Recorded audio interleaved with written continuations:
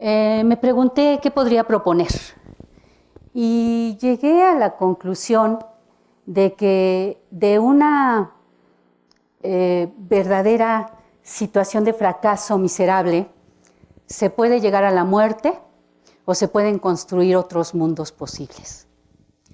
1998, año de sismos, de tormentas, de inundaciones en mi vida personal. El banco en el que laboraba me liquidaron. Cuando esa jugosa liquidación se estaba acabando, mi pareja me dijo que había conocido a una encantadora mujer y que se iba con ella. Rogué, supliqué para que no me abandonara. Yo que había empezado abrazada de los hombros, terminé abrazada de sus tobillos. No funcionó. Mis perros, tenía 2 perras grandanés azul, a las que yo llevaba a pasear a la zona Esmeralda a hacer ejercicio. Una de ellas cayó en una barranca y murió instantáneamente.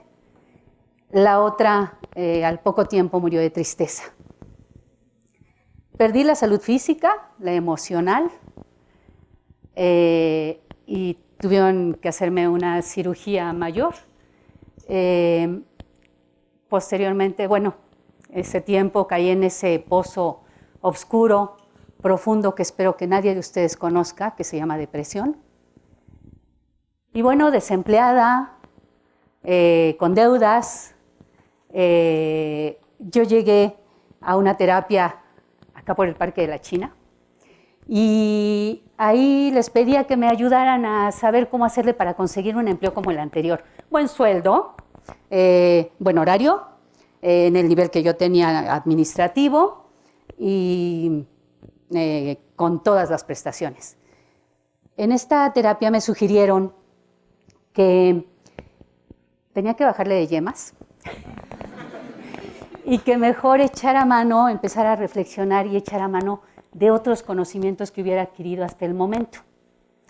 Entonces, los hobbies eran las artes literarias, las artes escénicas, pero en esta búsqueda de otros conocimientos me encontré con los saberes familiares. Mamá, haciéndole honor a sus orígenes oaxaqueños, cuando hacíamos algo mal, ella no nos regañaba, no nos golpeaba. Ella nos contaba historias, nos educaba contándonos historias y leyendas. Por ejemplo, los días de las ánimas, mientras sorbíamos unos traguitos de café con canela y piloncillo y roíamos los huesitos del pan de muerto, ella nos narraba, ella me llevaba del fogón familiar al fogón cósmico. Yo nunca me cansé de escucharle aquella narración en la que me decía de esa dama de blanco que no caminaba sino flotaba, y al grito lastimero de ¡ay, mis hijos!, al sonar las 12 de la noche, recorría las calles y los lugares por donde hubiera agua, el río, la playa, los lavaderos públicos, a la que yo solo conocí como La Llorona, pero que Riva Palacio me ha aclarado que se llama Luisa y anda penando. Penando porque su marido la engañó y la abandonó. Cuando continué con mi preparación académica, aprendí de la necesidad del mito.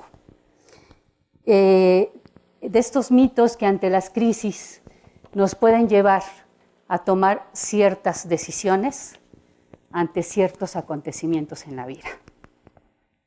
En 1999, yo llegué a laborar a un centro cultural que está por la Colonia El Recreo, también acá en Azcapotzalco, y ahí conocí a 3 artistas, Marisol Gutiérrez, Marcos Suárez Molina y Jorge Ureño. Éramos unos soñadores en una relación de solidaridad y compañerismo. Así surgió la idea de que para celebrar esos días de muertos, hiciéramos una procesión que partiera por toda la calzada Camarones, luego avenida Azcapotzalco, hasta llegar a la explanada delegacional. Esta procesión la presidíamos Marcos y yo, caracterizados como los catrines del grabador José Guadalupe Posada, y el grupo Yetlanetzi, maquillados como calaveras, con su ropa regional mexicana y con veladoras alumbraban el camino. Al llegar a la explanada delegacional, ya estaba el público esperándonos, en el templete la banda sinfónica y a un lado las ofrendas de Días de Muertos. Porque en México tenemos muchos mitos. Este es otro de los mitos. En vida de una persona, lo que le mueve a hacer sus actividades es el ánimo. Pero al morir esta, lo que queda cuando se pierde su cuerpo físico es el ánima. Y tenemos la idea de que ellos vienen a visitarnos el 1 y 2 de noviembre y deben encontrarnos contentos con la mesa puesta por medio de la ofrenda y de alguna manera es la forma en que sanamos esa pérdida. Nunca nos olvidamos de nuestros familiares que ya se fueron.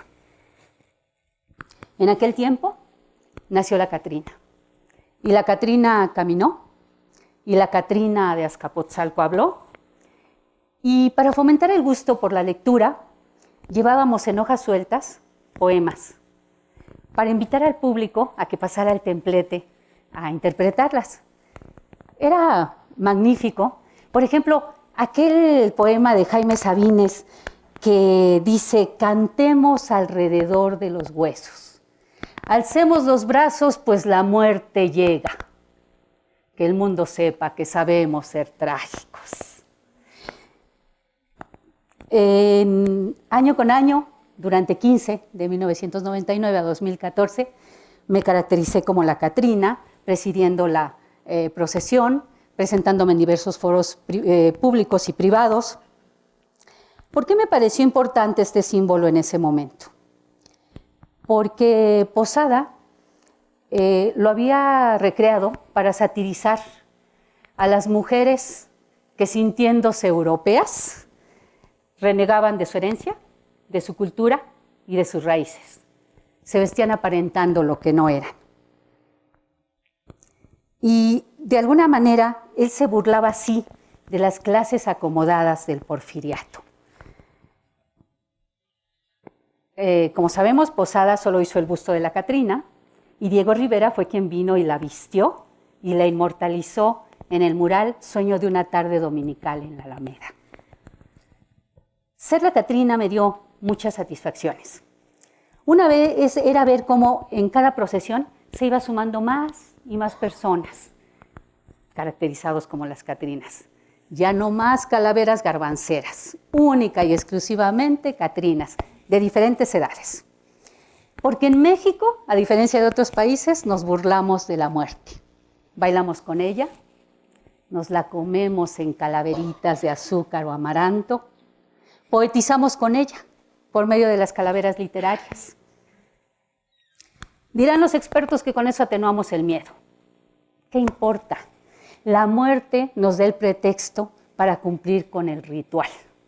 En esa fiesta que es tan importante para los mexicanos por su significado, por toda esta importancia que conlleva unidad y convivencia, no solo en familia, sino también en comunidad. Todo su contexto aloja ritual cultural. Como lo dice el experto antropólogo argentino Fernando Schwartz, la fiesta es la representación del mito en la tierra. Cada participante se convierte en el principio mediador indispensable para la encarnación del mito y la regeneración de lo que fue. Los ritos religiosos aseguran el mantenimiento del mundo y de los hombres, lo que lleva a pensar que los rituales funcionan como reparadores morales. En 1999 se hacía necesario personificar a la Catrina para difundirla, porque estaba algo olvidada en ese momento, pero también para difundir toda su alegoría que nos da arraigo, para preservar la identidad que nos da la Catrina. Porque la identidad vista desde la mirada del experto en salud mental, Paco Traver, cuando dice: la identidad es el pegamento de la conciencia, aquello que mantiene unidas sus partes. ¿Será acaso ese pegamento lo que mantenía unidos cada uno de mis huesos de calavera? Ante el público surgían muchas preguntas acerca del vestuario que portaba. ¿Por qué en el sombrero llevaba unas flores y las flores eran amapolas? Y la explicación la dio Posada, porque de la amapola se extrae el opio, con que la burguesía tiene el poder de mantener dormido al pueblo. ¿Por qué mi estola de plumas? Y bueno, la estola de plumas representa a Quetzalcóatl, deidad de la cultura mesoamericana, dualidad, el que repta y el que vuela. La serpiente es el cuerpo físico, el que nos mantiene aquí sin poder tener más movimiento. Las plumas son los principios espirituales que nos permiten soñar y viajar sin necesidad de nada más. La otra pregunta es ¿por qué traía yo un perrito? Que hoy lo iba a traer, lo olvidé, pero ¿por qué traía un perrito?